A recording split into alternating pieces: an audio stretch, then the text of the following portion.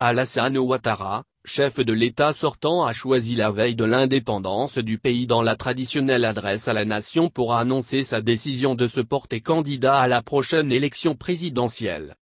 L'homme qui avait annoncé devant les deux chambres du Congrès en mars dernier à Yamoussoukro sa volonté de ne plus briguer un autre mandat et passer la main à la jeune génération, face au cas de force majeure dû au décès d'Amadou Gon Coulibaly, candidat du RHDP, parti présidentiel, de revoir sa position.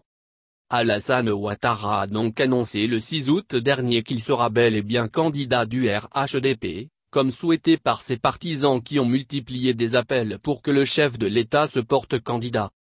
Sauf que la tribune choisie, celle de la veille de l'indépendance lors d'une adresse à la nation, semble avoir été pour plusieurs observateurs de la vie politique ivoirienne, un mauvais cadre. Pascal Affi-N'Guessan, président reconnu du Front populaire ivoirien, FPI, a exprimé sa profonde consternation face à cette volte-face du chef de l'État Alassane Ouattara. Il choisit l'anniversaire de notre indépendance pour trahir sa parole donnée au peuple ivoirien et bafouer nos institutions, dont il est le garant. Cette décision est une insulte à tous les démocrates, a lâché le président du conseil régional du Mornou dans un tweet. Affi affirme que cette décision de Ouattara déshonore son auteur.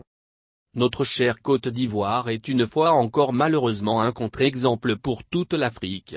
Elle donne à la communauté internationale l'image d'un pays en pleine régression, a-t-il fait savoir.